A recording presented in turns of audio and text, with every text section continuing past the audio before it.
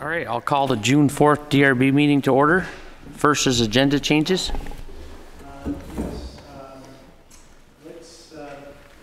Changes on the draft decisions which are not ready, which we have extra time to go for anyway. Okay. So let's just eliminate those for tonight's meeting. It will also allow the board to spend a bit more time on item 3. Okay. Thank you. Did you need any input from the board on those two decisions? Writing the two decisions? Yes, I had input, but let's talk about that at the next meeting. Okay. All right, if the board members can review Actually, one more particular thing I just want to mention to anybody, our fans out there, that we do have one alternate position still available. So if we have anybody interested, if we had an additional alternate who was available, they'd be sitting on at this meeting and many of the other ones. So anybody interested, this is the, outside of the select board, it's probably one of the more influential and interesting boards you can be on. Okay. Nice sales pitch. If the board members can review the minutes of May 21st.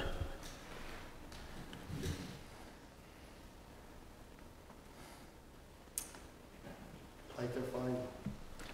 Yeah, it looked good to me. Mm-hmm. I move to approve the minutes of May 21st. I'll second. All those in favor? Aye. Aye. Abstain. Okay, up next is Hinesburg Center 2.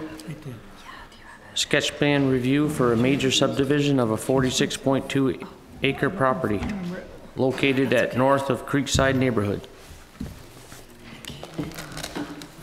If you go to your email, I came in on 4/3. I came in on 4/3 in our email. If you All right, let's see what we can do here. If it helps, I'm stuck with how we can process this here. We can do it this way.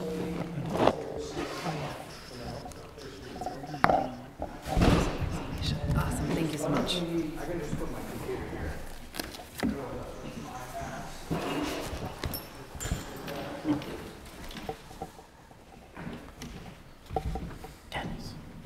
I'm going to move where I can see. Okay. You want us to shove over? Or? Okay. Yep. Thank you. Thank you.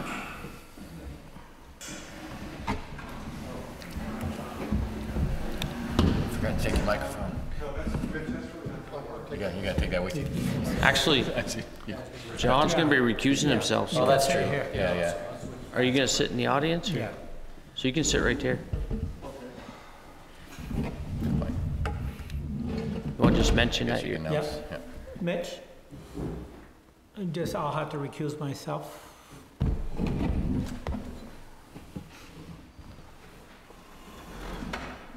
Okay.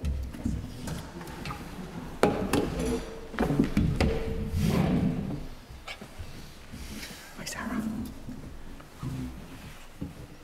Actually, Mike said I was trying to upload the 2019 folder. Should have done that earlier. So my name is Michael Busher. I'm a landscape architect and owner of TJ Boyle Associates. Here representing Brett Grabowski of My Lot Development. We are discussing what we're calling Hinesburg Center 2, which is really the second phase of the Kinney Drugs neighborhood. So thank you. Which is it the big button? Uh-huh.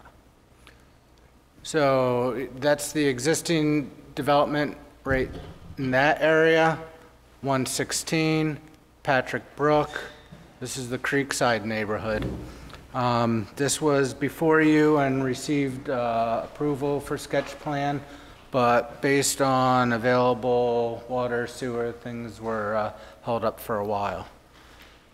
So we're back in front of you today with more or less a very, very similar plan. The major changes are changes to the unit types in the center block and minor modifications over on the east side of what is going to be ultimately a through connection to Haystack Crossing development and what will serve as the west side connector. The densities that we are discussing today take full advantage of all the bonuses that are allowed and encouraged through the Hinesburg zoning regulations. So overall, we're looking at 100 residential units. There's 18 existing units as part of Hinesburg Center 1. There are basically 3 second-floor units in the building on either end of the block along Farmall Drive. There's 3 units on the second floor of the building on the north end of Cayley's Way, and then there's a series of 3-unit buildings in the middle. So that makes up the 18 existing units. For the proposed development, we are now looking at single-family lots, 8 single-family lots that are very similar in size to the Creekside lots along the west side of the entire development. Then we're looking at 7, is it 7? Yep, 7 smaller, more carriage-style homes. These will be a little bit smaller. They all have rear access garages, so it'll result in a clean streetscape. We're providing on-street parking in front of those units in a designated bump out situation. So unlike just having a straight curb, those will have, it will be very apparent, and that's where we're encouraging parking in this neighborhood. Similarly, there'll be on-street parking on the other streets within the development. So the 7 units would still be single-family? They would be single-family detached units. Okay. Then there's a series of 3 9-unit buildings, and the way that these work are these are all flat units, and there are 3 units that line the street at ground level. On the back side of the building, there are individual garages, overly wide. They're like 14 feet wide, although the buildings haven't been designed specifically yet. But there are private garages for each of the units. And then there are 6 units above. Each unit has an individual entrance from the exterior street or from the side, as well as access directly into their unit from each of the private garages. So that's a total of 27. I would say that's a little bit on the upper end, nicer unit. Would those be for rent or for sale? Those would be for sale units. In the block that sort of separates the first phase of the Hinesburg Center project from the more residential component of Hinesburg Center 2, we have a 3-story multifamily building that would have a total of 39 units in it. We're calling that Building C. That's a little different from the narrative, not that it's an issue, but originally it was 34, now it's 39. So you're basically going from, from 77 units to 82 units, and which is still within the 100 number that you had originally. You can get with density bonus. Exactly. So we were obtaining the number of density bonuses that would allow up to that number of units.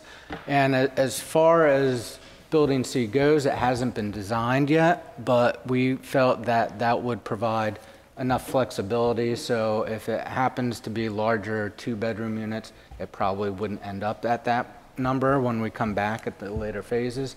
But at this point, we felt it was wiser just to put out that larger number now and settle on the number eventually when that building is fully designed. Another change. 2,000 square feet of office space envisioned in that building? Yes, there is. Sorry.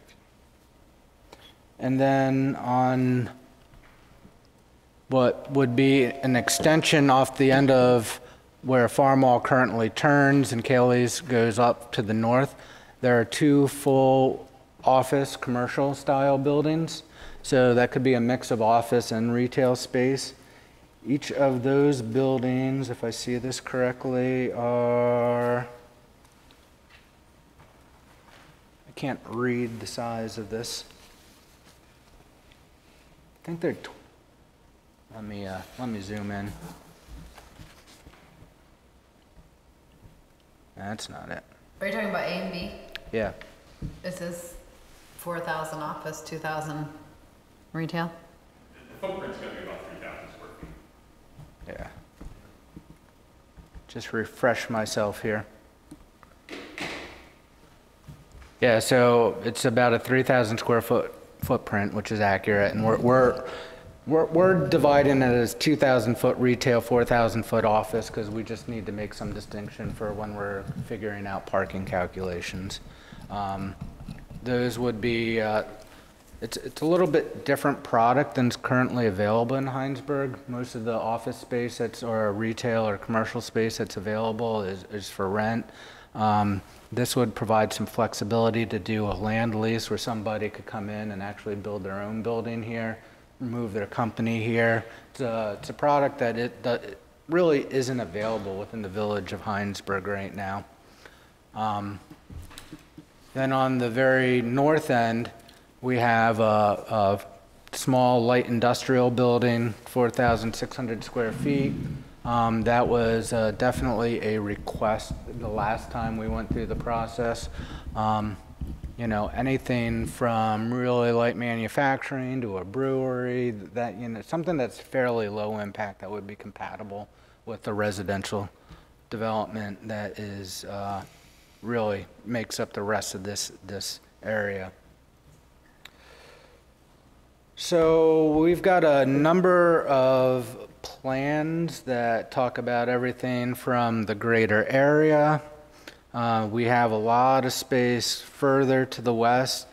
The only thing that's definite is that there's been a request for an easement, a recreational path easement that spans along more or less the La Platte River corridor, as well as provides access from the end of the neighborhood to that access easement, or that continuous path, which would be planned to continue further north to the south.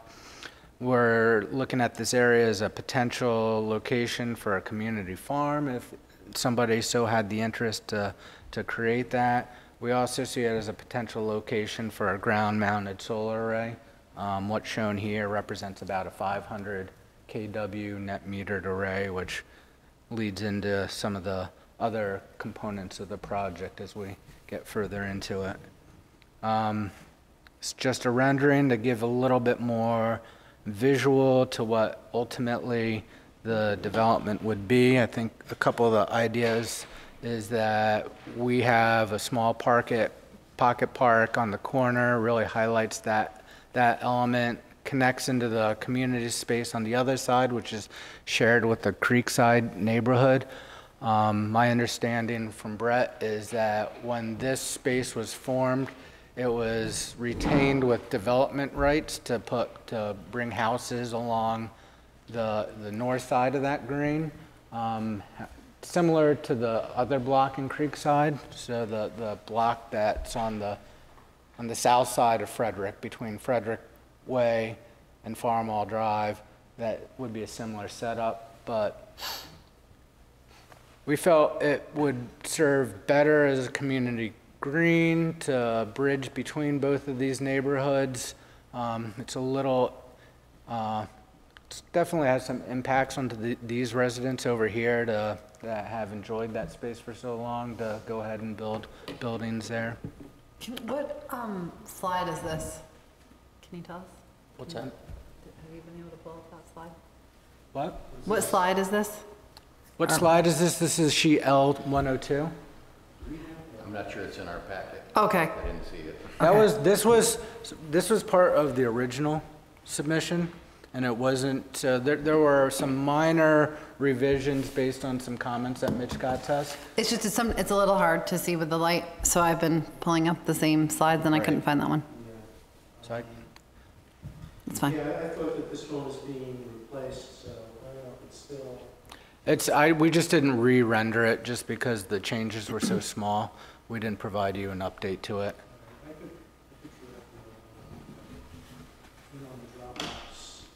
Right.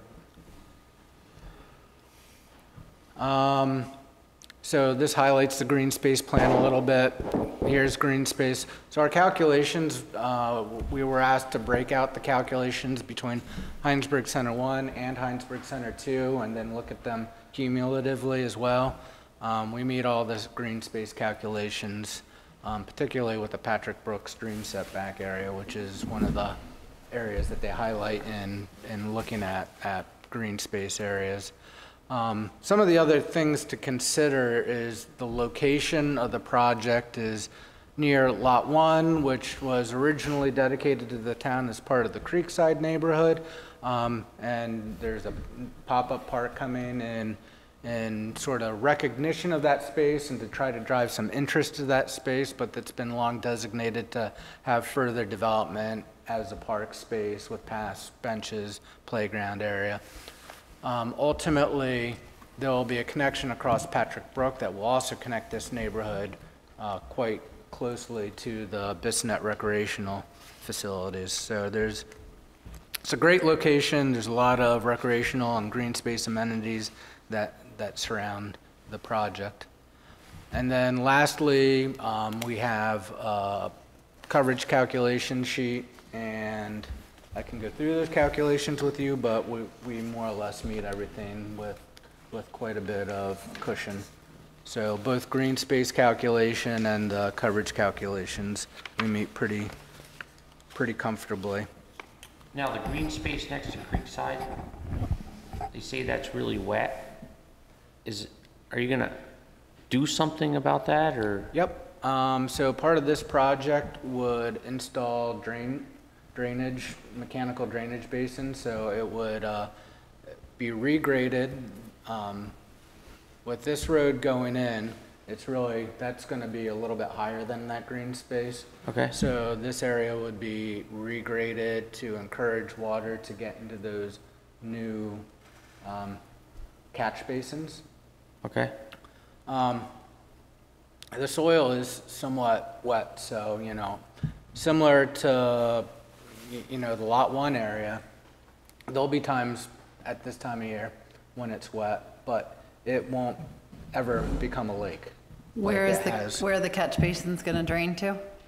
The catch basins ultimately come over to the west side of the development, and it enters in a drainage channel with a series of check dams, and it ultimately gets into a proposed stormwater management pond.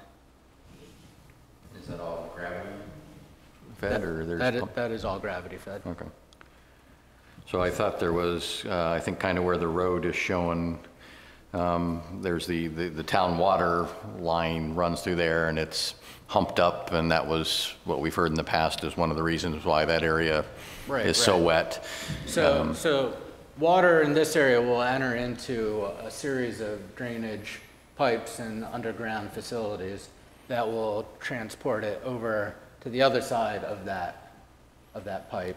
I mean, I cannot speak as to whether it's going underneath it or above it. I was going to say, does it go through the mound, or how does it? So, Yeah, but okay, but it will be gravity and not rely on pumps and motors. No, Okay. because That whole area is going to come up, because you already have basically that swale that you referred to, which is going to be the elevation of the road that you see going straight out to the north. So that corner in the existing lot it's the lowest point in that whole neighborhood, basically. And in order for all this to work, as we've discussed many times over the past number of years, all of that's going to be raised up. Okay. And so water will flow from those lots. It will flow into whatever, basically into, as we refer to, catch basins and stuff to carry the water off the lot and over to the west side of the parcel. And so the road along those back houses, that basically runs on top of the water lines? Okay, Yeah, that's correct. okay. Yeah, we'll end up utilizing the existing water and sewer line, which runs right down underneath that road. So it'll all be, we'll tap into the existing sewer and tap into the existing water line for all those houses that are out on that road. So who will be responsible for that green space? Who will own it? I mean, The association or? yeah, I mean, it's basically, there'll be an association set up, and it'll be most likely in conjunction with Creekside as well, of the homeowners. And so it'll be for everybody's use. Because right now you own it, right? Right now, it's being maintained by the homeowners at Creekside, but it is titled under Creekside Investments LLC. Okay. And the idea is not to structure that space. That's more meant to be an open pastoral space. There could be informal, games that kids start up in that area. But the idea is not really to bring a lot of activity. We have a lot of built spaces. We have the Bisnet Fields right north of here. We have Lot 1 that's designated to be built out. We have other smaller spaces inside the Creeks or the Hinesburg Center project, including portions of Hinesburg Center 1 that have benches, and we're envisioning a small picnic area with potential barbecue grills that residents can use, particularly residents of the multifamily units that don't otherwise have access to those types of facilities. Is this going to be open to the greater community or just the residents of this area? This space? Actually, let me just ask you, whole space. There would be no control over similar to the existing green spaces that are in the first phase of Hinesburg Center. These spaces would be completely open to the public. I don't think there would be any signage or restrictions. We're not anticipating that there would be a big draw to bring the general public into this green area. This little green space back here, that we're really envisioning more for resident use of the neighborhood.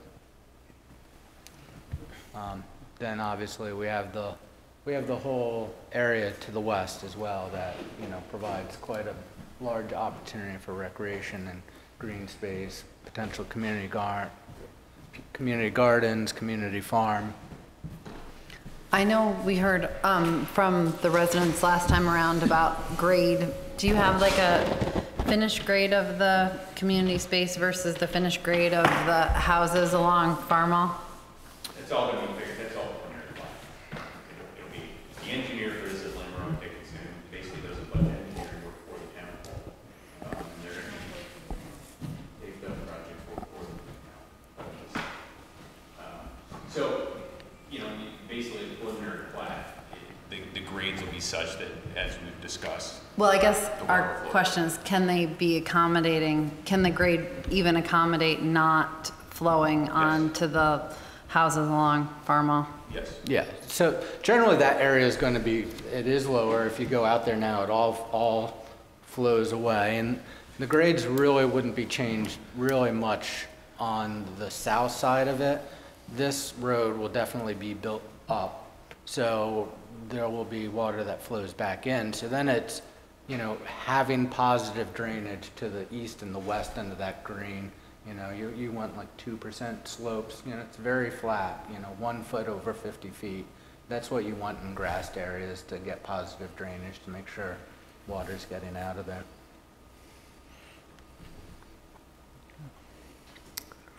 So the last slide that we have is we did break the Hinesburg Center Phase 2 into 2 possible phases. This is just conceptual thinking, although there's definitely the ability to change this around. Buildings A and B really are going to be able to go at any time. They really don't require a lot of water and sewer. Brett, can you correct me if I'm wrong, but you have water and sewer allocation for what's delineated as the first phase? Yeah, I believe we do. There may be one lot. That it doesn't cover. Yeah. So that's a little bit of what the phasing is broken down to. We know that water is going to be available. It's going to really come to a sewer item for the later phases, which we would anticipate is going to be addressed in the near future.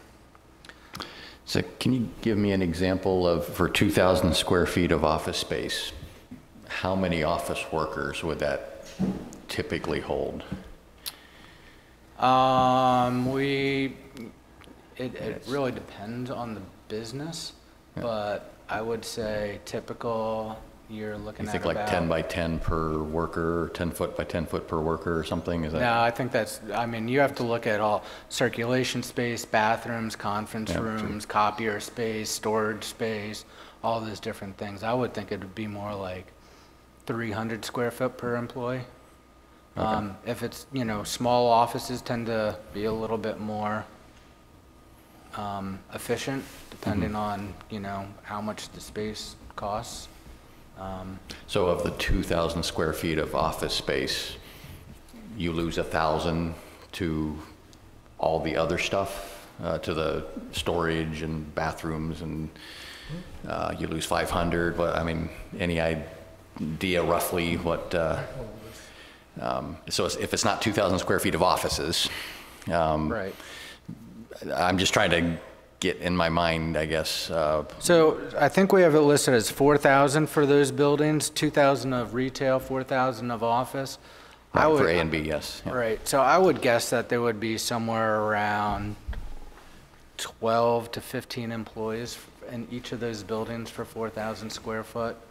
That might be a little bit high, Okay. but I mean, it's pretty variable.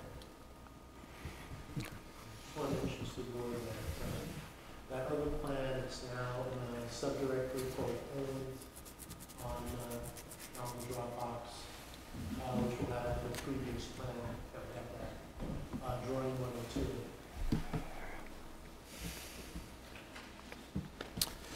You'll have to do the same. So part of the reason I'm asking my questions is I'm looking at C, where we're looking at the 34 or potentially 39. I guess we're kind of saying single bedroom units, plus 2,000 square feet. And then I look at the neighboring parking lot, and I assume that 33 is 33 spaces. I didn't count them. Right. So if it's 34, that's shown 34 units, but 33 spaces and 2,000 square feet of office space, So I we wonder can talk about parking. I've been doing a lot of work on parking lately Okay. in the Yeah, you Chittenden do have that County chart. area. Okay. So one thing that we are doing is we're using the shared parking analysis. And that shared parking analysis looks at different times of day that different uses are being used. So that is, so just to start. If I'm jumping ahead of your presentation, No, we can hold off it and was a wait. perfect segue. I was about to go right into that. So really, all these 9-unit buildings, they have one internal parking garage, and then they have a tandem space immediately outside each of those garages. So their parking's all taken care of independently. All the single-family lots have room for garages and at least 2 cars for each unit. There's parallel spaces on the one side of this road, and there is parallel spaces along the north side of this road, and then there's parallel spaces along both sides of the future west side connector. We also have this proposed parking facility, and we have this smaller proposed parking facility. The parking analysis also takes consideration of the Hinesburg Center 1 space. So if I pull up the parking analysis. So would the town be taking over these roads at some point? Yes. So what do we do with the on-street parking during the winter? I believe right now, the on-street parking on Route 116, the on-street parking along Farmall Drive. So it'd be very similar to the on-street parking along Farmall Drive when you first come off 116. If I'm correct, you maintain those spaces, no? Yeah. So that is maintained by the town. So they would not be able to park during the winter there, right? That's something that we've discussed before. People obviously do park along Farmall Drive during the winter. I think it's the zoning ordinance clearly emphasizes use of on-street parking to help satisfy parking demand. Would you agree with that, Mitch? The zoning ordinance emphasizes the utilization of on-street parking to help satisfy parking demand. It is a part of it. It's a part of it. So we're looking at this from a multifaceted way. You know, it's not hard to envision that there's a regulation put into place that says if it's snowing, you need to have your car out of those on-street spaces during, you know, 8 p.m. to 6 a.m. or 7 a.m. The way that we have this laid out and the way that I've been looking at the parking, there is enough off-street parking that would be able to handle all the residential parking at that time, assuming that, you know, we don't have businesses going, we don't, you know, there's a snowstorm going on, there's not a whole lot of activity in all those commercial spaces. So there would be enough off-street parking based on the Hinesburg parking demand. The other thing that's going on is we are parking these multifamily residential units out at 2 spaces per unit. That's what's required per the ordinance, and that's very logical for townhouses, single-family houses, maybe larger multifamily units. But for the size multifamily units that we're providing for this development, it's pretty high. The national average in the 85th percentile, I believe, is 1.5 space for a suburban location multifamily housing, low-rise buildings. So we're really high on our multifamily residential parking.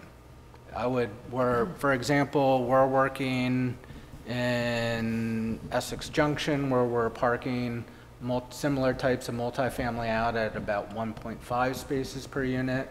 We're also working in Burlington on North Avenue, so not really downtown, a little bit out of downtown. It's a larger development, but we're parking that out at 1.15 spaces per residential unit. How many bedrooms were the 9 units?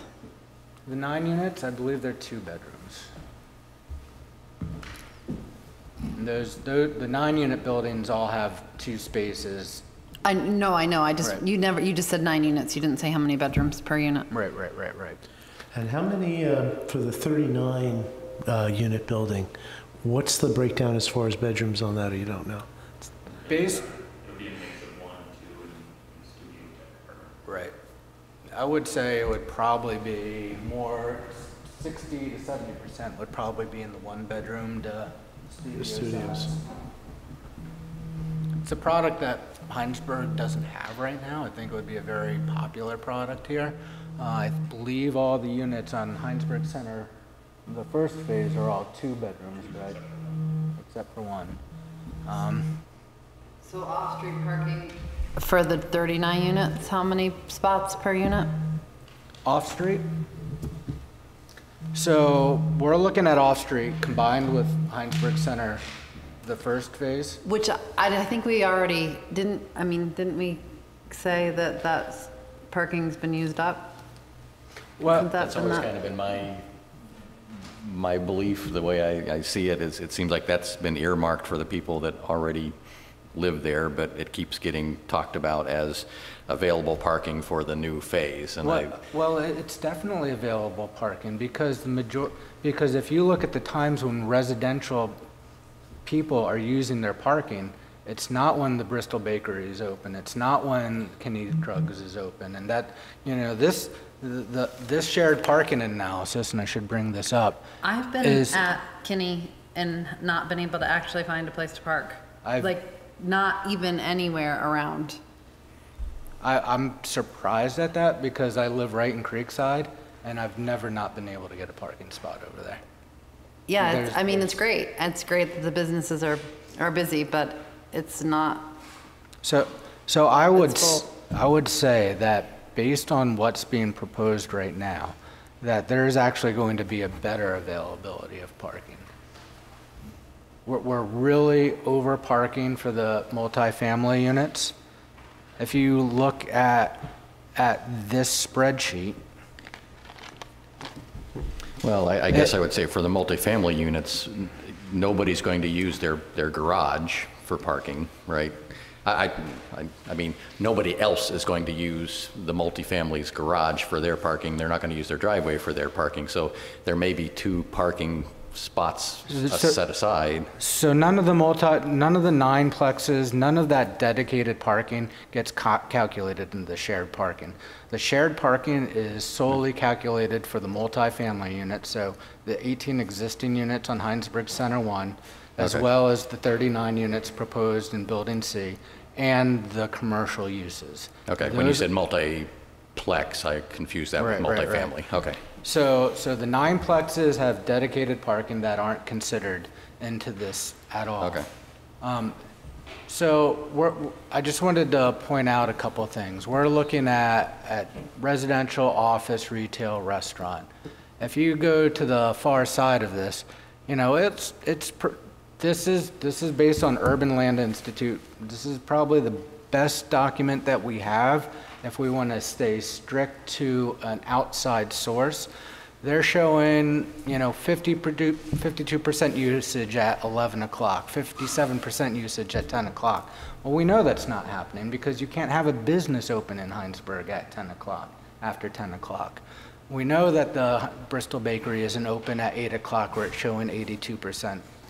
We know that the retail stores are not operating at this time. So that's one element. The other element is if you look at the occupancy rate of the residential from 5 p.m. to 12 a.m., it's extremely high. It's really not realistic. And we've actually done a study looking at other projects in Chittenden County. Now, granted, they're not Hinesburg, but they do have public transportation. They're not in downtown areas. So we looked at a project called Eastwood Commons in South Burlington. It's where the old Olympiad used to be. If you know that, at the back of Eastwood Terrace. We looked at City's Edge off of Farrell Street. We looked at Eastwood Commons 1 off of Farrell Street. And we looked at the Thayer Commons project on the new north end of Burlington where the DMV used to be. And we looked at the Liberty House, which is the old orphanage building on the previous Burlington College site. These numbers are all based on 1.5 spaces per unit, so not the 2 spaces per unit. The blue represents the Urban Land Institute's numbers. The other colors represents what we actually observed in the field. So significantly less than what the Urban Land Institute is suggesting. And these are a combination of low-rise buildings that have from efficiency units up to 2. In fact, one of the projects has 3-bedroom apartments. Like I said, we are parking other projects with similar types of units at 1.5. Definitely has more public transportation oriented towards it, but this project, I think, has no issues with the parking. I think by providing more parking, we would be just adding extra asphalt that's not necessary. I don't necessarily have a concern with the parking that you proposed for the second phase. I just think that you shouldn't count the parking from the first phase necessarily. The problem is that at 2 units, at 2 parking spaces per unit, we quite honestly, without utilizing the parking area for Kinney's, we're not providing enough. But if you go to the Kinney's lot anytime after 8 o'clock, there's just empty spaces all over the place in there. But that's saying that people aren't going to come home until 8 o'clock at night. Well, that's what this study is all about, and that's what the shared parking analysis is all about. And we're seeing based on 1.5 spaces per unit. So basically, and I didn't supply this. This is work we've done on other projects, but this looks at parking from 7 a.m. to 11 p.m. So at 8 o'clock, we're seeing parking rates, observed parking rates of 73%, 68%, and that's considering 1.5 spaces per unit. Were these units that you're comparing at full occupancy or close to Yes. it? Yeah, these are projects that are under the control of other developers that I work for. So we've had all the occupancy data at the time. And, you know, there might be at most 1 or 2 apartments vacant. With your data, how many supposed like extra parking spaces of phase 1 do you guys have calculated that you have? Just on phase 1, I haven't done that work. Because remember also, as far as off-street, there's off-street parking that we're supposedly utilizing for the business, and I can't remember, that's the old police station. Remember, that's their parking too, is the on-street parking in front of. Yeah, there has been some issues as far as the old police station and where some of the people there happen to park. But I don't think that's really part of this Yeah, it's not. application. It's not, but that was part of shared parking, that we knew that there was on-street availability for the people that would be utilizing. Yeah, that's, That was part of why they don't have parking, and that was why that was okay. that's a good point. Isn't there parking officially actually behind the new police station? There's a couple spots there, Yeah. but there weren't gonna be enough, I don't think. That hasn't been built yet, has it? Has that been built yet, that lot behind the police station? It has? Okay. Part of it, not the full, there is There's a a whole nother plan lot. that shows it sort of teeing off and Right. going towards the Right. south. Right. The larger one that is supposed to be part of the usage of Lot 1 has not been built, but the parking lot, the parking area on that Farmall 116 separate connector, there are spots on there that's supposed to be utilized for the police department and a few dedicated spots to the old police station. And there are a few spots then that would be utilized on Farmall Drive by the businesses there.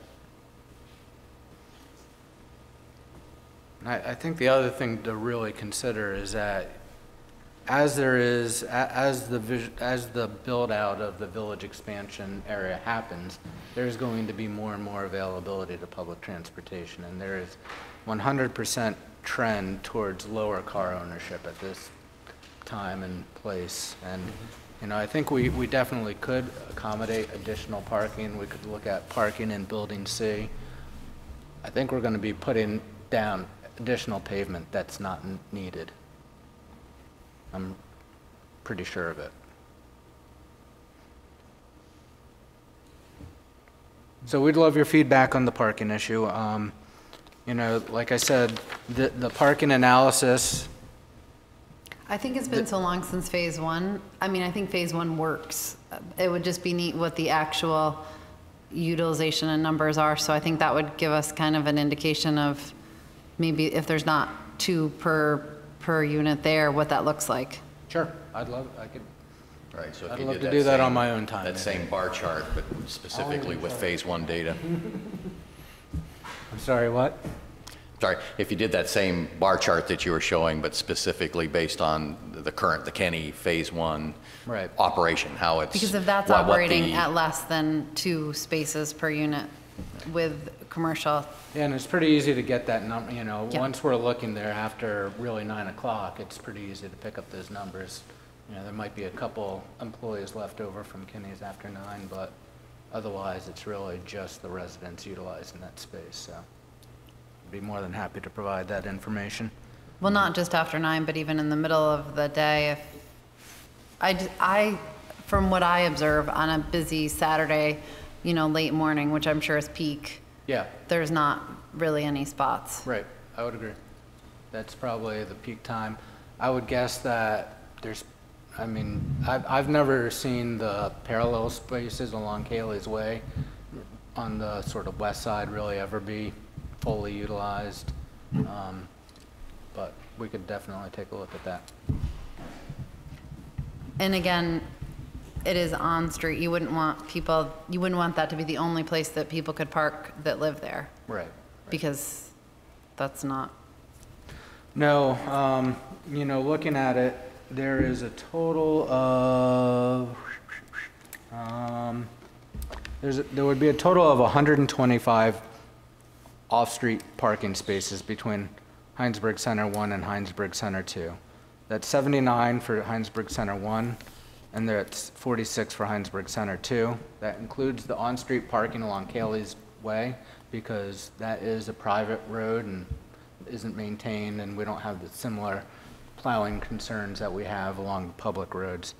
So 125 off-street parking spaces for a total of 39, 49, so 57 units. So it's actually more than 2 spaces per residential unit that those spaces are being provided for. That's assuming, you know, we want to get people off the street, plowing's going on. But it's definitely, you know, it's one of the challenges of doing good community-oriented design is there's definitely, you know, there's systems that need to be worked out with the public maintenance of those facilities. So I think that's a good idea. We can give some additional counts. I guess the next thing we would move on to is the bonus incentives. So the way that the density allowance works in the village center, which I'm sure you're aware of, is there's a fairly low base density for the style of development that's being encouraged in this area. For the village district, it's 4 units per acre. That can go up to 120% with utilization of density bonuses. Initially, there is, because of the size of the project, there is inclusionary zoning requirement. So 10% of the base density needs to be provided as affordable units. That allows a 20% density bonus. Or it increases our base density of 45.88 units up just over 9 units to give us a total potential of 55 units. Then we can utilize a series of different bonus incentives through the zoning that can, the first one will get us an additional 50%, the second will get us to 70%, the last will get us to 100%. So that brings our total, if we utilize all the bonus incentives, up to 100 potential units. It is encouraged in the zoning ordinance to build out to the maximum density. To acquire the density incentives, there's a variety of different elements that can be utilized. Number 1 is dwelling unit size. Number 2 is green home certification. Number 3 is renewable energy. Number 4 is providing important public spaces and public infrastructure. And the last is affordable housing. So not only can you get 20% bonus by providing affordable housing, but by providing more than the 10% required, you can get additional density bonuses based on affordable housing. We don't want to close any doors for how we're going to approach this. We're just at sketch plan right now. My anticipation is that we're going to achieve our density bonuses through the dwelling unit size, through renewable energy, and through affordable housing. As far as dwelling unit size, it's encouraging the use of smaller units. So multifamily units less than 1,200 square feet, and single-family detached units less than 1,500 square feet. If you provide more than 50% of your units meeting these requirements, that gives you a full bonus incentive. So we know just through the 18 existing units on Hinesburg Center 1 and the 39 existing units on Hinesburg Center 2, all those units are going to be underneath the 1,200 square feet requirement. So that would be less than the 100, less than 50% of the 100, and that would give us one density bonus. In addition to that, you know, some of our single-family detached houses, especially the carriage units, are probably going to be right in that 1,500 square foot range too. So in general, this whole neighborhood is more or less oriented towards that particular bonus incentive. We had been looking at green home certification under the Efficiency Vermont base level 2 or high performance level, but based on our discussions with planning and zoning, they're looking for a higher level of green certification, and that is probably outside of the financial constraints of this project. The next thing we're looking at is renewable energy. So the applicant is investigating the possibility of providing renewable energy to meet at least 25% of the overall energy needs for the residential units. So if you look down below, we did an analysis of all the residential use for both Hinesburg Center 1 and Hinesburg Center 2. So based on statistics from the U.S. Energy Council, it's something associated with the, I didn't put a reference here, but this is the Vermont average for a single-family house, 538 kilowatts per month. According to Vermont Gas, the average single-family house uses 900 CCF, which is, each CCF, I believe, is 100 cubic feet of gas. So overall 9,000 cubic feet of gas per year. You can convert what the energy of the natural gas is for electricity, and that comes out to be about 26,900 kilowatt hours per year. So each single family lot we're anticipating at 33,000. The reality is that these homes will be more efficient than the average house in Vermont. So technically we'll probably be using less natural gas in these units, but at this point, preliminarily, that's the numbers we're using. So we got a total use for the single family units, the single family detached units, of just over 500,000 kilowatts per year. Multifamily units, I used a calculator on Efficiency Vermont. I also reached out to them, and we will probably be coordinating with them as the unit designs start to progress. Energy use is around 350 kilowatts per month. The one thing that looking at the single family use that we noticed is basically to get to the 25%, we're going to have to implement heating and cooling sources that don't run off of petroleum-based sources. So when we calculated the multifamily, we calculated it with cold climate heat pumps. Cold climate heat pumps are getting to the point where they operate about -15 degrees efficiently. They currently, if you are doing your sole heating from heat pumps, you're going to have some sort of a backup source if it gets really cold, and there would be some sort of a resistant heat source that could accommodate that. We're also looking at electric hot water. So based on those numbers, we're right around 14,000 kilowatt hours per year, 84 units. We add all that up, and I think this was just a typo right there. I'm just noticing that now. This is the memo I gave Mitch. But basically, we are looking at converting how much energy is required to meet 25%.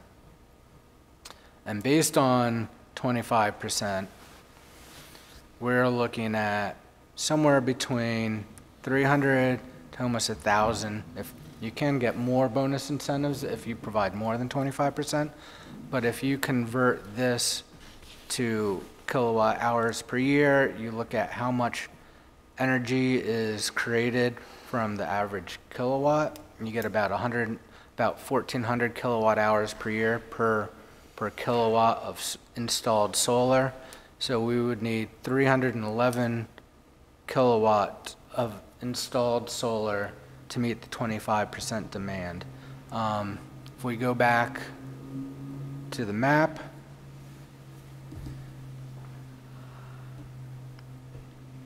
we're showing a potential 500 kW solar array out back of the parcel.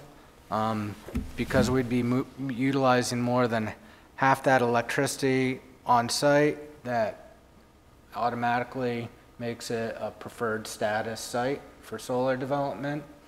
In addition, if we just do a quick calculation on the square foot of roof area, Phase 2 proposes buildings that will equate to over 80,000 square foot of roof area. Covering 25% of the roof area could result in as much as 350 kilowatts of solar panels. So between the roofs and the possible ground-mounted array further to the west, we're pretty confident that we're going to be able to meet the renewable energy meeting 25% of the units. So, question for Mitch. Do solar panels add to impervious surface when it comes to calculating runoff and stuff like that?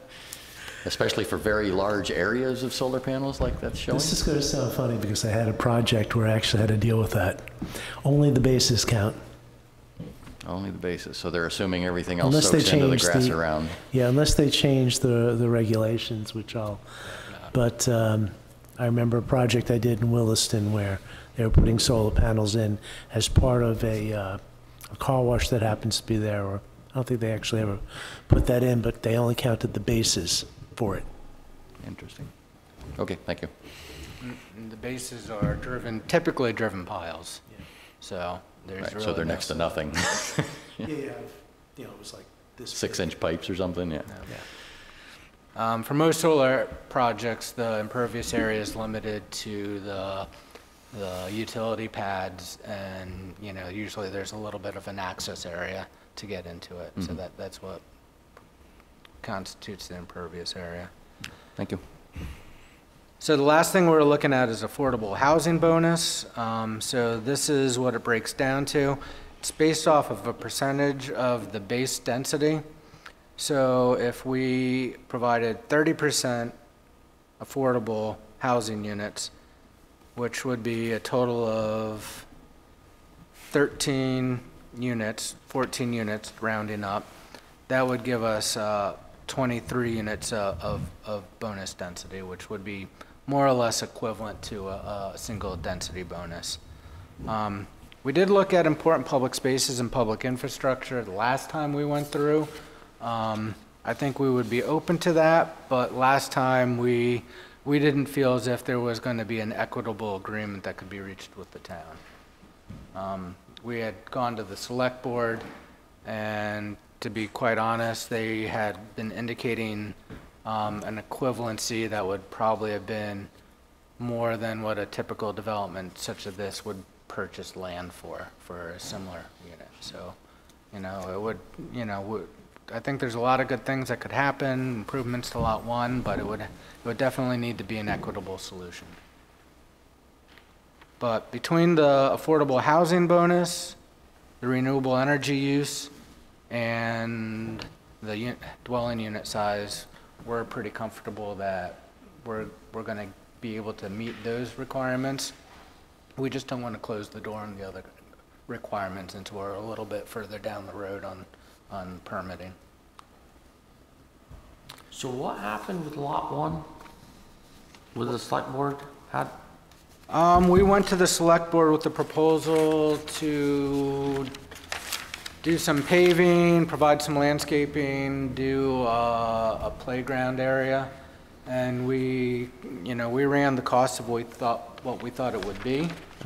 And just informal, the discussion was that there was a much higher the select board was interested in a much larger contribution.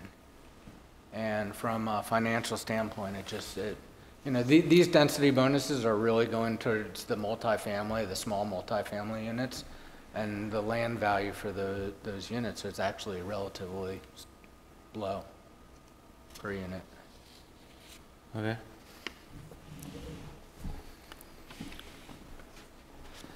So we feel like this project's a really logical expansion to the development patterns that have been already happening. It's, most of the development emphasizes streetscape design, front porches, front entrances, the single-family detached lots along the west side of the project are the only units that have garages facing the road and have driveways that are accessing the road. Otherwise, we have on-street parking with clean curb lines all the way through the project. It's very walkable. It's, the next phase in what I think was a really successful project as the first phase. And to be honest, I see that used in other zoning and town plans within Vermont as an example of a smartly planned, laid out expansion to an existing village core. You had no thought for senior housing or any? We have not incorporated any type of senior housing. Just because I'm working across the street or across the stream, there's just north of here, there is a proposal for a 50-unit senior housing building. Yeah.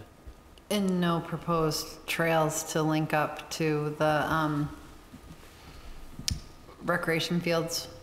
Oh, there is a, So right now, we're showing the yellow represents our trail network. Okay.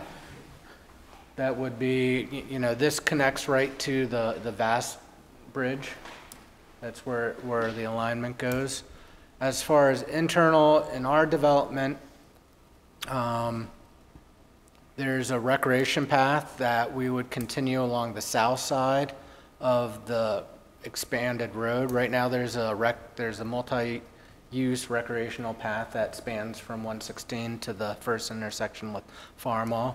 So that path would continue to get to this opening, which is where that area was. We are providing sidewalks. This level of development, we feel really deserves sidewalks on both sides of the roads. So there are sidewalks on both sides of the roads.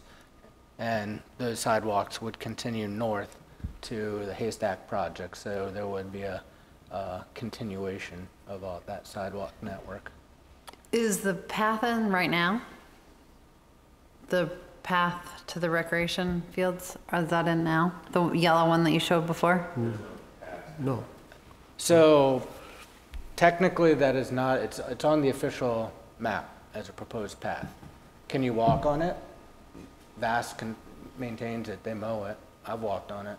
I don't know how the VAST network works. Are we allowed to use that? I've walked on it, but I'm not sure. I imagine, is there easements on the property? Actually, maybe, Brett, would you know if there are easements on the property to allow these? Yeah, Andrew?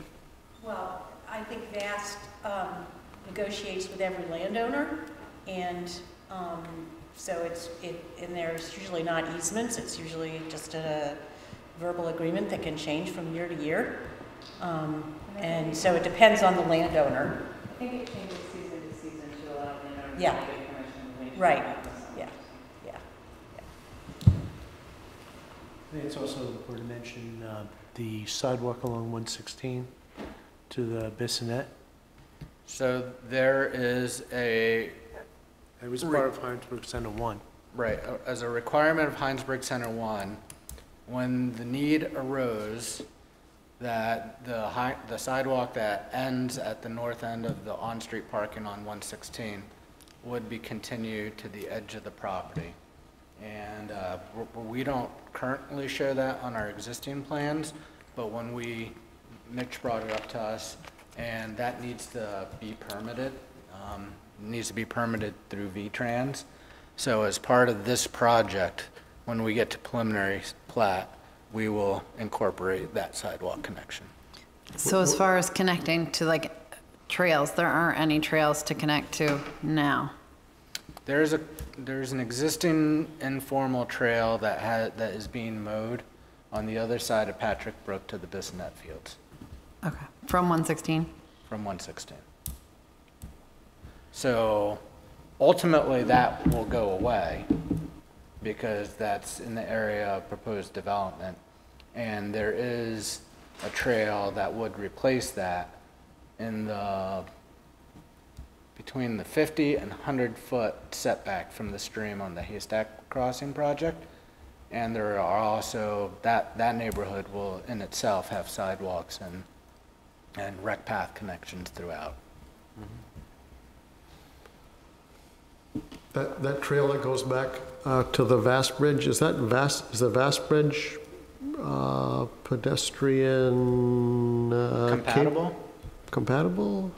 If you watch where your feet go. Yeah, I was gonna say. Some of those boards are a little bit, the spacing Right. on the boards are a little bit wide, but I can't remember if I haven't been back there for a few years. My kids are old and grown now. Fast bridges. Right.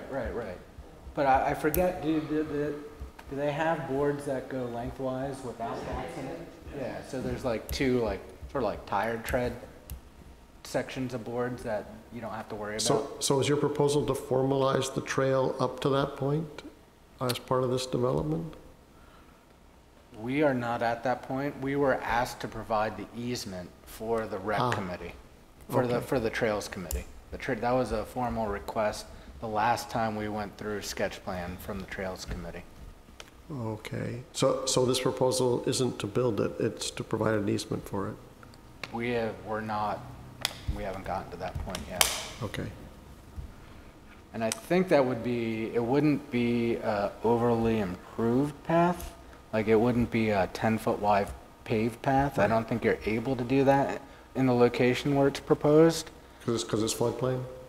It's floodplain, stream setbacks. Yep. I can't say that with authority though, so. Okay. We'll look forward to talking about that. Can you talk a little bit more about the green space, especially in close proximity to the multifamily units? It's one thing to have green space away. It's another thing to have green space that's, usable just outside your door. Right. So we work on a number of projects like this.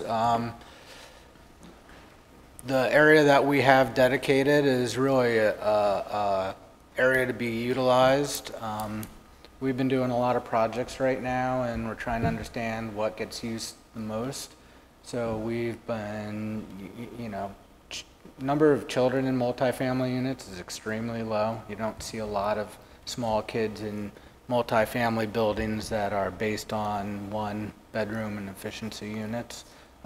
It starts to rise a little bit where there's 2 bedrooms, especially in like where they're broken into smaller buildings, such as part of Hinesburg Center 1.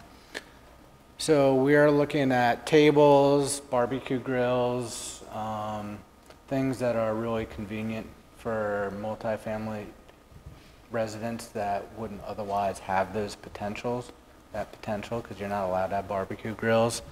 Otherwise, there's a small parklet immediately to the east of that building. We have this, which is really for residents. There's green space on the other side. There's a small parklet with benches and sidewalks and trees in this area. And then ultimately, when I moved here, I was hoping that was going to be developed into a little bit more of a park in a faster timeline, but there is a proposed playground over there, benches, seats. Which really isn't part of this development, right? It was originally part of the parcel that all this development is coming from. Right. But it's not part of this proposal. But we try not to compartmentalize these things too much. I mean, it's really a global, you really need to look at the area in a global perspective. And, you know, even looking at this compartmentalized, we're, you know, exceeding our green space requirements by quite a bit. How big is that green space area near the 39 unit building? And what is in the middle of it? I can't see, is that just, why is it kind of have the dark spot in the middle? That's paved area for benches, tables, maybe a pergola, barbecue grills, possibly a fire pit, you know, those types of amenities. Again, this is just sketch, but there's obviously, you know, lots of green islands in the parking areas. Technically, this whole area is green. Is the topography different, or like what are the lines? So this grade would be more or less brought up to more or less level with the top embankment of this pond. That's a detention pond there. This is the Oh, it's a retention pond. Right. That's what I kept Detention asking. pond. I was like, oh, what, it's not, so it's not really green. It may be green, but it's not usable green space. Believe it or not, my kids played in that, well, not in it, but captured frogs and all sorts of things until they got to a certain age. You know, it's you know, this is a village center. It's not meant to be, you know, there's definitely a compromise when you start doing smart community design, and it's not, everyone doesn't want a forest right outside of their units, and people that do have that opportunity in different areas, but you know, this is a building that you can walk out your door and you can be, you know, go over to the Bristol Bakery, or, I'm sorry, I shouldn't keep calling it the Bristol Bakery. It's a Parkside Cafe now. I have to start saying that. So, I mean, that's the compromise. It seems minimal to me for the 39 plex. Basically, it's parking lot and on one side, and a parking lot on the other side, a street on the third side, a street on the third and fourth side.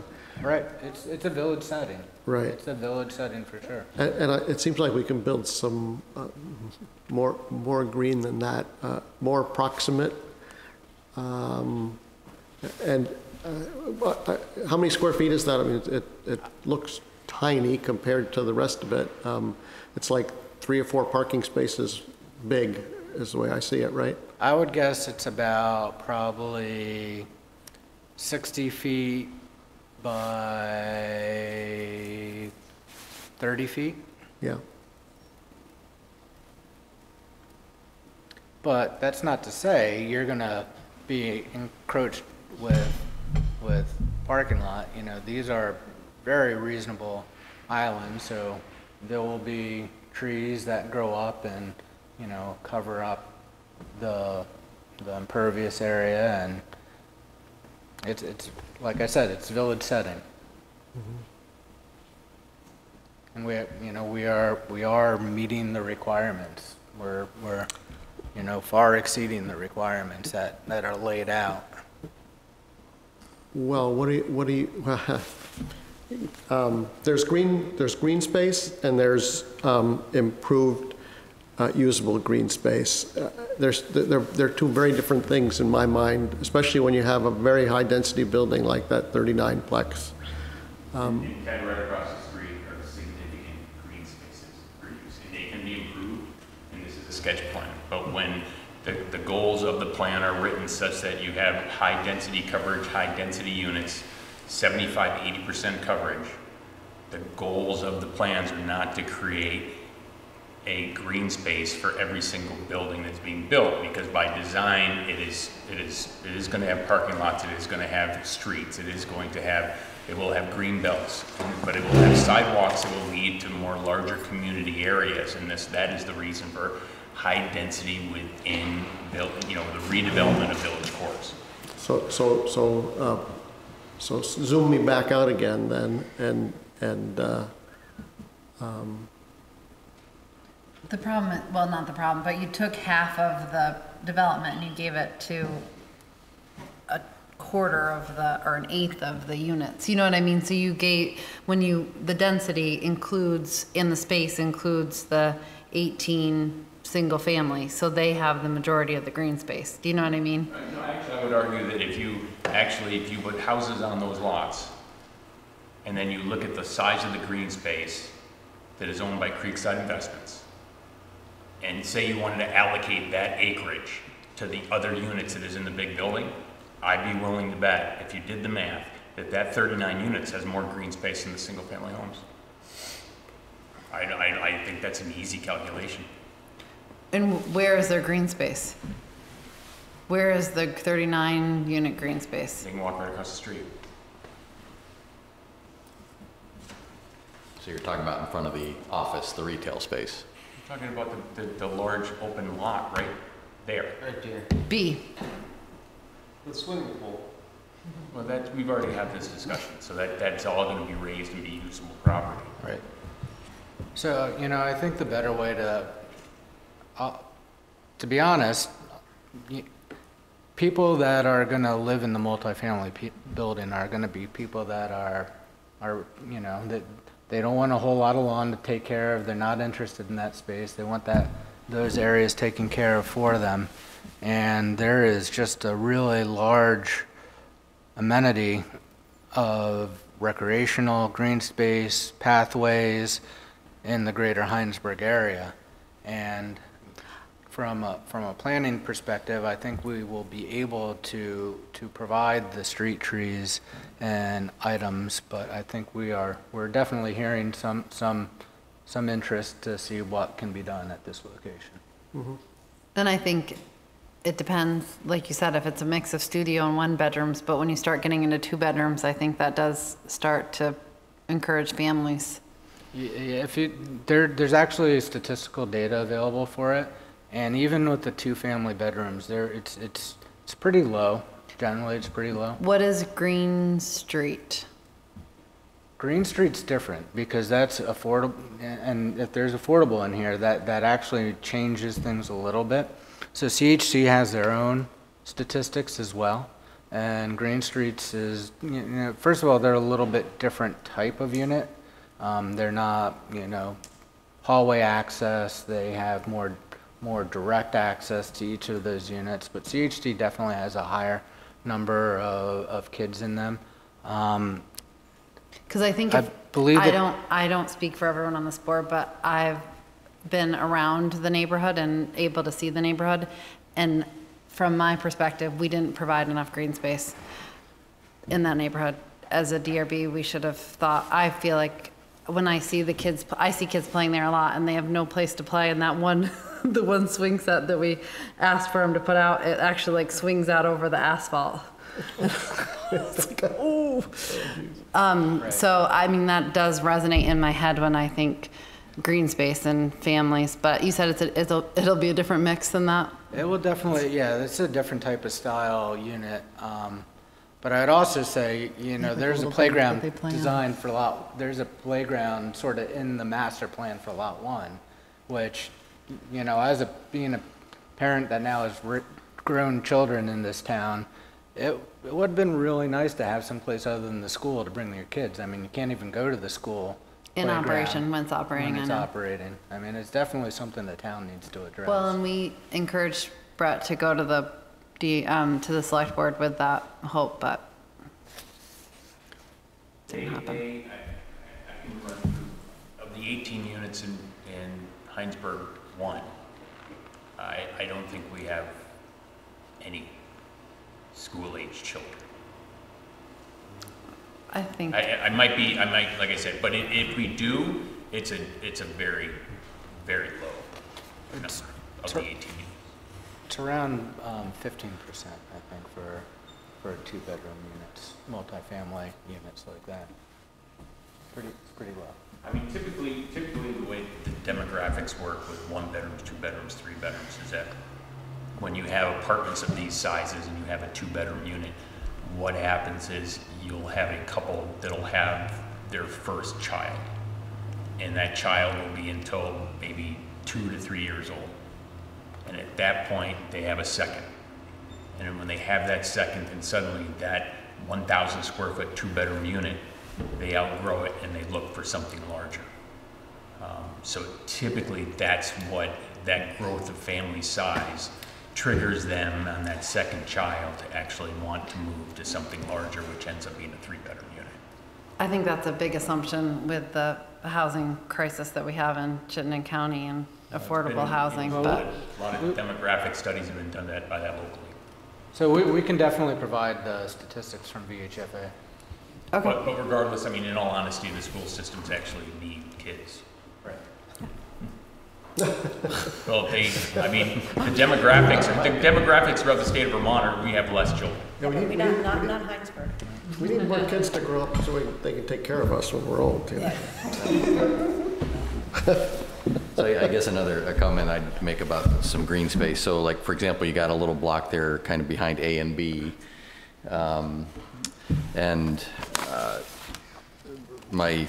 Something to think about would be, since those are both businesses, they're retail and they're office space, you know, if you're counting this as green space for the residents, just how inviting would that be, being at the back of 2 businesses? Would you feel like you're, you know, allowed to go use that? The same roughly sized block that's over there on Center 1 behind the homes, well, those are residences. And so I would imagine people feel comfortable using it. But the one behind A and B, I might wonder, you know, if you know, would you feel comfortable going and throwing a Frisbee or a baseball in that little area? And I don't think that's really what those spaces are intended to be used for. I mean, I think that's really what the community, like the larger community spaces are used for. And, you know, there's quite honestly, there's a quite large field right over here. But, you know, this is all businesses over here, and I would have to say, I don't have any issue, you know, as a person walking and sitting down in this area over here. But yeah, I mean, to me, a green space is more than just a place to go sit down. Yep. So yeah, clearly the big one is something, but you're counting the little things as your green space. They do because there are going to be people who are, that's all they need. They're going to look at a space where it has a bench, it has some trees, somewhere they can sit down, potentially very similar to what Mike just pointed out in regards to the buildings that are already built. People do walk out there, they sit on the concrete, you know, picnic tables or the trees that are there, and that's sufficient. If they want more than that, then they do walk right across the street to Lot 1. And they utilize that space if they're looking for something, as you referred to as throwing a Frisbee or something of that nature. So it is not as such that that it is so far. I mean, like I said, you're talking about walking 20 yards, if that. And then to some extent, it almost, you know, there's going to be, the spaces are there for people to use no matter what activity they're looking to do. And thus they can be accommodated from a lot of different angles. I mean, technically, we don't need any of those spaces to meet the requirement, but those are locations where we're programming uses that would meet that requirement. So, and those are, you know, those small pocket park areas, you know, they might be small, but they serve a really important function. And those are, you know, those really small, intimate spaces. And you go into New York City, you go into some of the nicer cities, and some of those spaces are the most important locations for the residents. Okay. So next to the parking lot, next to the light industrial, kind of at the end of that little, there's a dark shaded area. I'm just wondering what does that indicate? This area right here? No, at the end of the parking lot, yeah. That would be an area for probably a dumpster building, something enclosed, Okay. something Okay. attractive. So I would hope enclosed. I mean, if you're putting a little park next to it, you don't want to be looking at the backside of a dumpster, I wouldn't think, but. I mean, yeah. So we're here. Okay. It's sketch plan, I get it. Yeah. Well, do the board members have any other questions before I open it up to the public? I'm gonna open it up to the public. Just please state your name. And you gotta speak loudly or come up to this microphone. Go ahead. So I reside near the open space, or the AKA swimming pool, which has been documented over the years, right?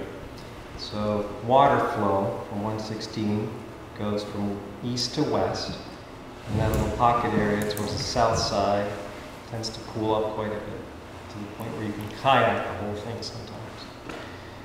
So I'm concerned with the details from the applicant in terms of how he's going to rectify the situation since the construction 12 years ago. And the elevation profile of the phases as we go from 116 out west, right? Because you can already see 116 is that set plane, right? You've got Kinney Drugs, and then Farm Hall starts to drop, K-Leagues goes up, and then what's going to happen? And then how's that going to fulfill itself with the green space that's there? I kind of still see a basin. Okay. So the details behind it and the rectification of the water situation that is pretty pronounced. Okay. Anybody else? Jennifer Hunter, 78 Frederick Way. I want to kind of reiterate that. That was my point as well. Concern with hearing about bringing up the green space because the green space is holding the water. So it's not going at what it feels like our houses are going to be at the lowest elevation. And I understand there's a lot of engineering and design going for draining. So if something doesn't work or something happens, if we are the lowest elevation for this whole area, it's concerning.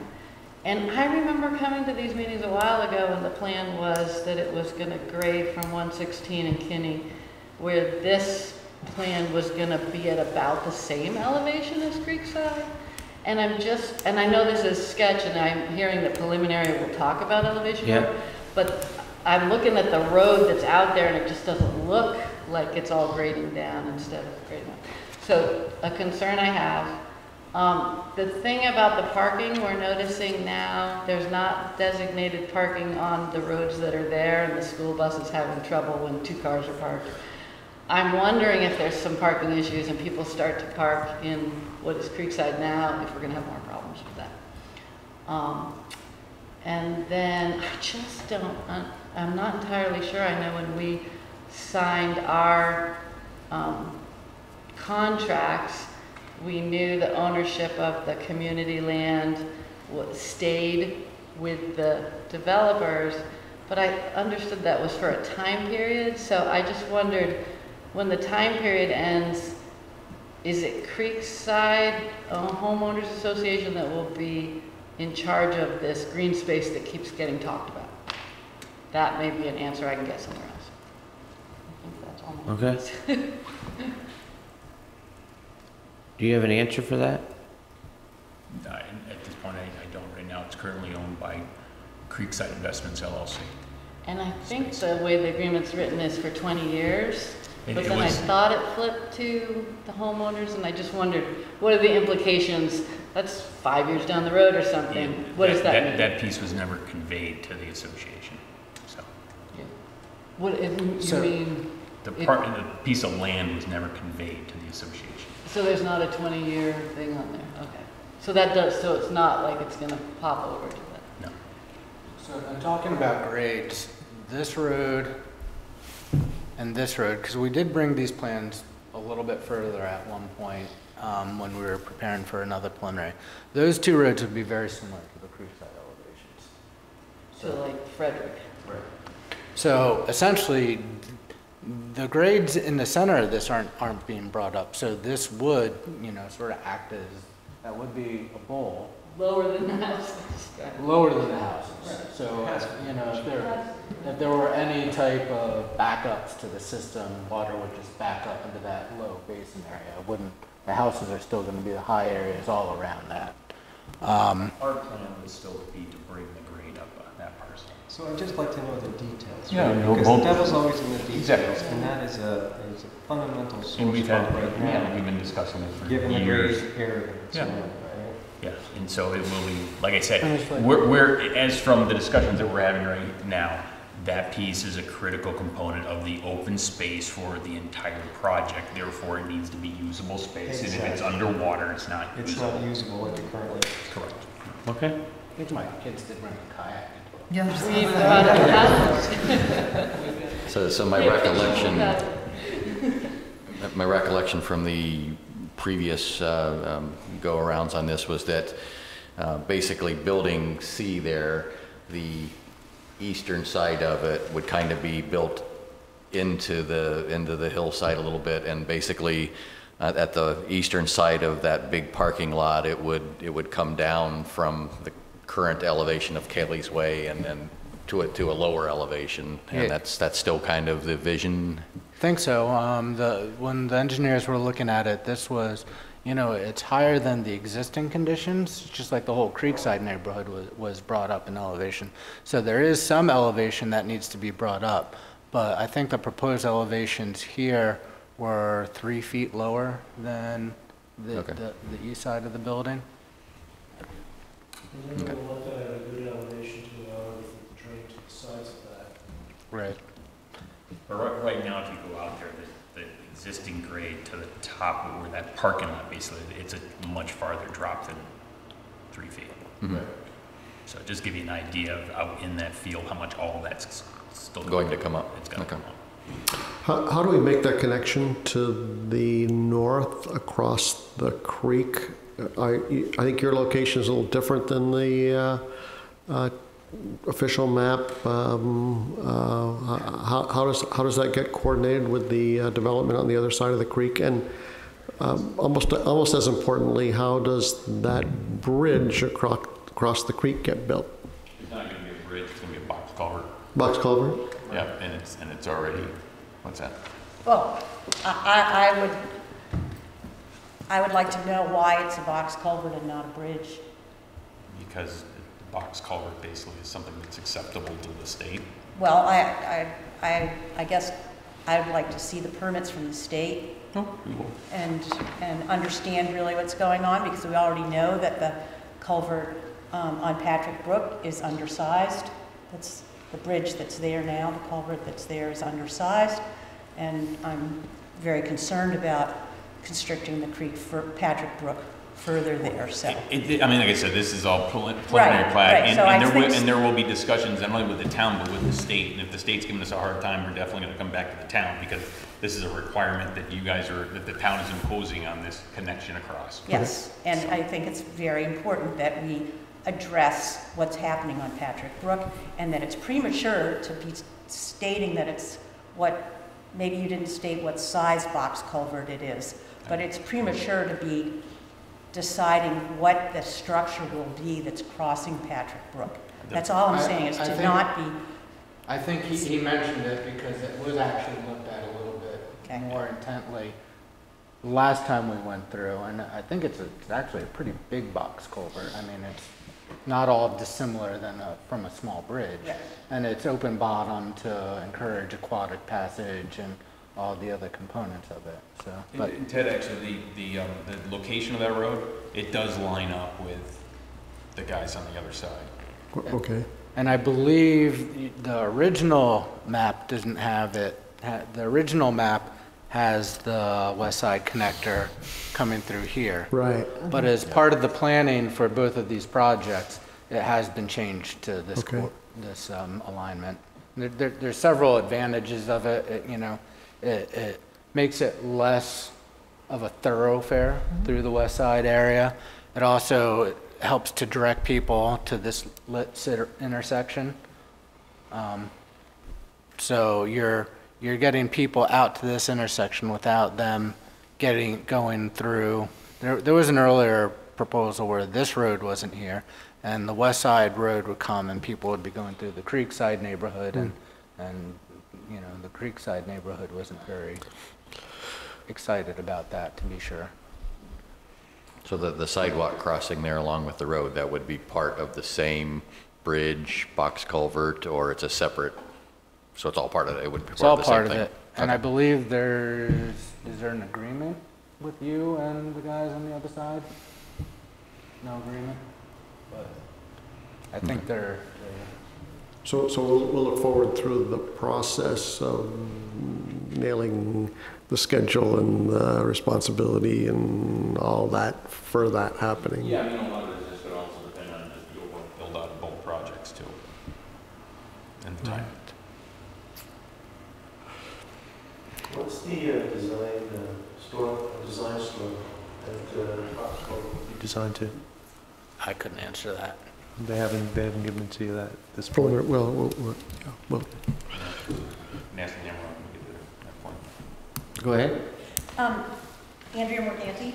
I would just really encourage the DRB to, and staff to have some direct conversations with the road foreman, and really understand what the, not just for this, but really understanding what the implications are for the snow removal, not only for having on-street parking, but also where that snow is going to be placed when the roads are being plowed. Also for the internal roads, which will not be town, what happens in the winter with all that snow and how many parking spaces are taken up, or whether the snow will be removed from the site, not dumped in the river. I would also ask that on the plans where there's contour lines that just end, that they somehow, we understand what's happening with the contour lines, or whether those are floodplain lines, like on L105, they're just seem to disappear, those lines there. Can you point to the area here? The lines the furthest to the west.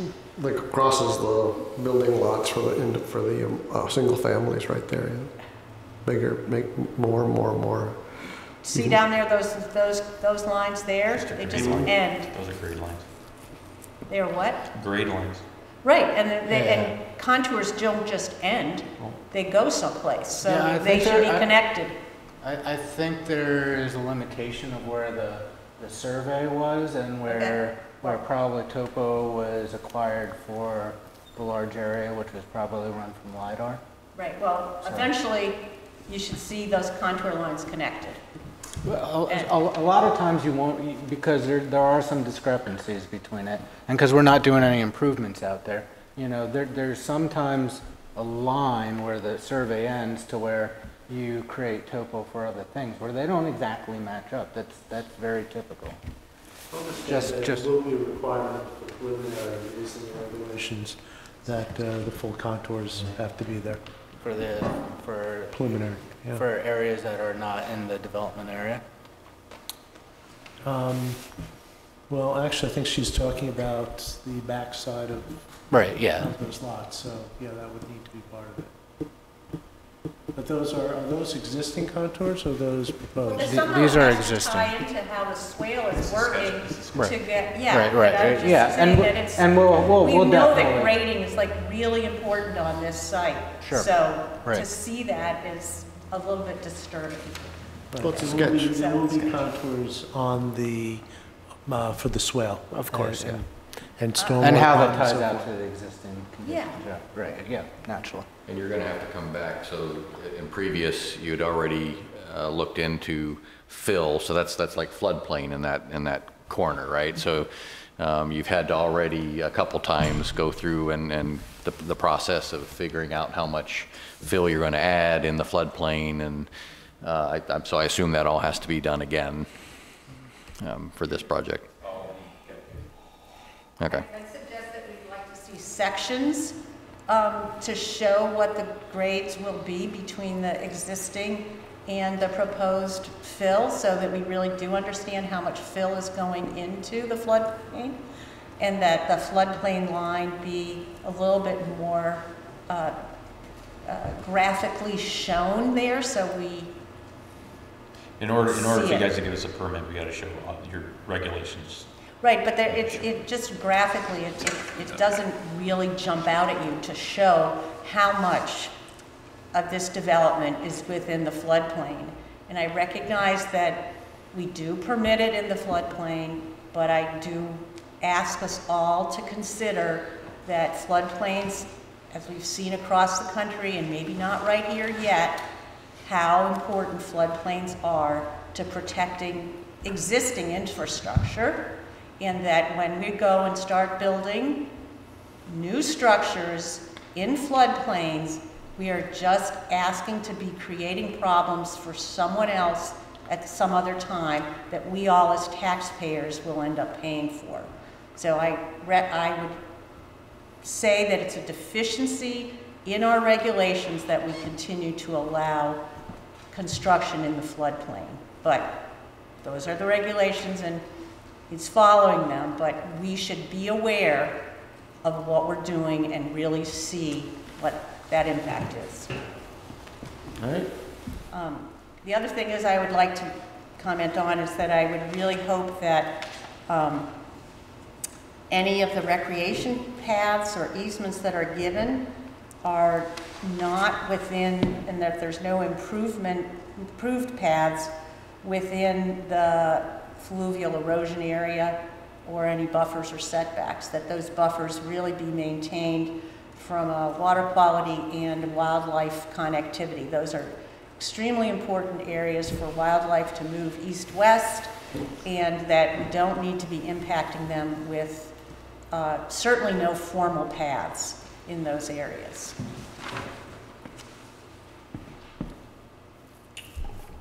All right. And that's a fairly tight line too.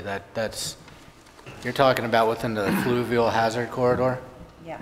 Yeah, that's, but again, the recreation easement is a request from the trailer committee. So that's sort of their purview of what. Well, I'll go talk to them. Yeah. Yeah, Dennis?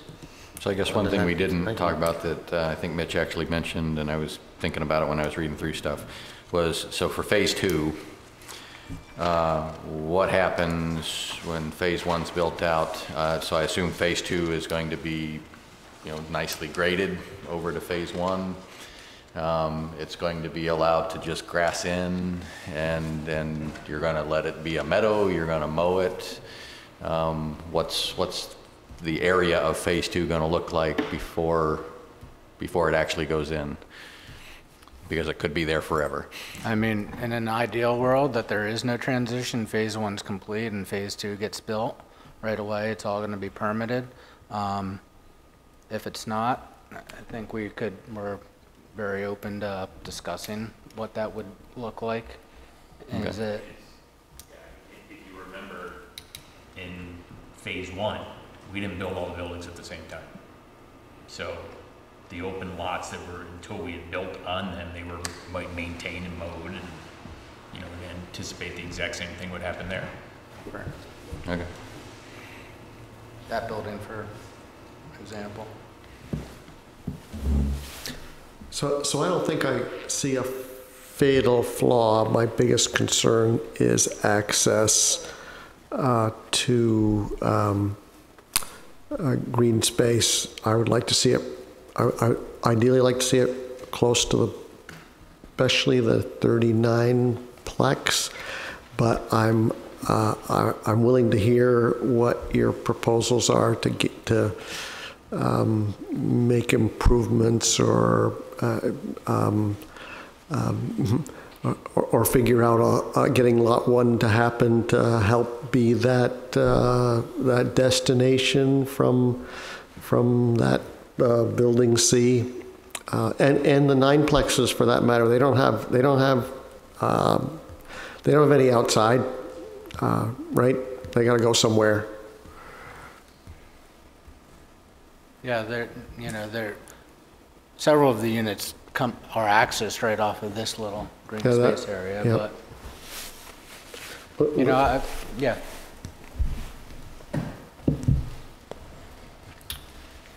Board members have any other questions? Yeah, Dennis? Just want to mention that, just for the record, that there were 5 comments that came in by email Okay. that are in the Dropbox and available for review. One of them came on the 31st, so 5 days ago. The other 4, including Ms. Hunter's, which the letter is available, actually came this afternoon. Okay, There's some comments just for the board to consider. okay. If I could make a comment as a member of the public, can I do that? Sure. I didn't have time to send in a letter, but I would just sort of echo Andrea's concerns with building a new floodplain. As you guys know, with climate change and things that are happening, we get bigger storm events that cause like major amounts of water to come down these streams. And my concern is that, you know, not only the buildings in the floodplain, but if we are taking away area that could naturally mitigate some of those big storm events that we're having problems, maybe it's 50 years down the road, maybe it's 100 years down the road, that we should be thinking about, and we should be concerned with putting pavement and buildings in a floodplain. And also that those floodplains do change over time, but, you know, as you know, creeks and rivers aren't stable, they don't stay in that one line. So if they meander a little bit to one side, suddenly that floodplains out here, we're having more frequent storms. Just something that I would urge you to consider. So my recollection is when we went through this before, that was all part of the floodplain study, that they computed, calculated how much dirt was going into the area and how much water that was displacing. And I thought they even sort of remapped out the boundaries based on the water that's no longer there, that's going to be pushed out, in order to try to analyze, you know, to that point that we're not taking up so much potential storage that it's now, you know, pushing out, 500 feet or 1,000 feet somewhere else. But my recollection is that was all part of that study when we did it, and I think that's like a separate thing than what we do for the site plan and the preliminary, but it's still a step that has to get done if you're doing that in the floodplain. But so it's a totally separate set of meetings. Thank you. One more, it's getting late. So that small pond would be the servicing vehicle for the entire Hinesburg Center Phase 2? I think that still has to be engineered. Okay, it's a work in progress? Not mistaken. That one actually that does come from a certain extent of engineering, but I'll leave it to the engineers to explain that at the plat. Okay. I'll just say, I think it wouldn't surprise me if that expands a little bit to the south, but that shouldn't have a negative effect on this application, if it had to.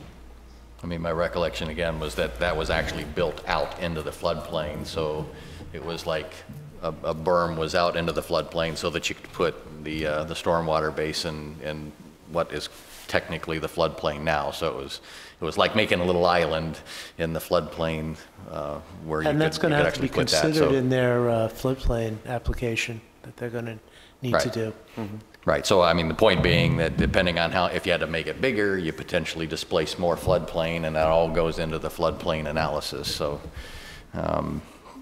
yeah, so I guess by the time you get to that, you're going to have some better idea of an engineered, solution for the stormwater pond, so that you know how much space you need. But you'll get to that.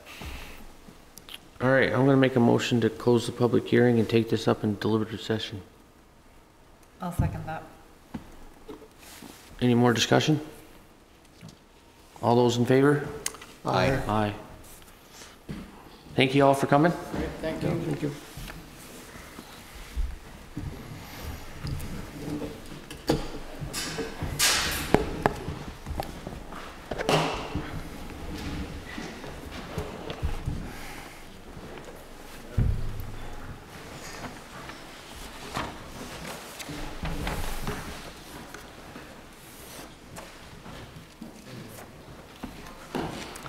And I'm not able to deliberate because I'm not here. I said I'm not able to deliberate on the other 2 applications, so. We're not I deliberating. gotta do those, Okay, I'm I like, gotta so do I'm those going to anyways. bed.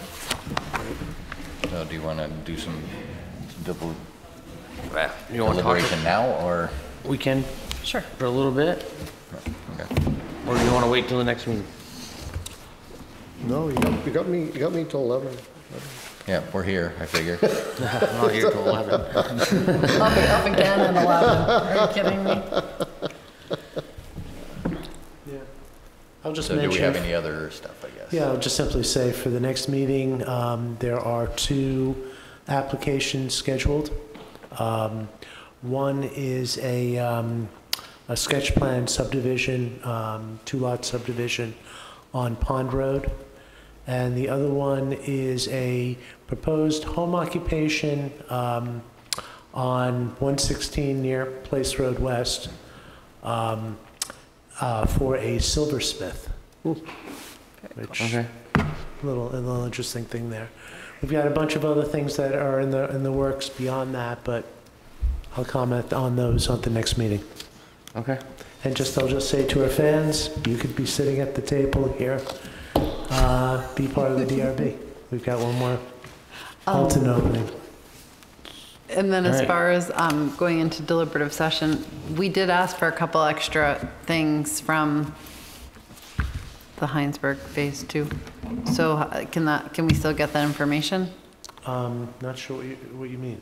We asked for some data about Parking. the parking. I think we can, I don't Can we think. still get that? I think we need that for a sketch. I don't think that need. Okay, I think- okay, that's I what, think- I think okay. that can- It's more Yes, preliminary? They provided, actually from the comments on the parking, they provided, well, not only the sheet, and they answered some of the questions. The source of where they actually got their information, and they went into, in the presentation, some more detail on that. But I guess I wouldn't mind seeing that same analysis specifically targeted to Phase one. the Phase 1. Yeah, I would just like to know off-street parking, what are they at? Are they at like 2? Are they at 1.5? What are they per? they said 2.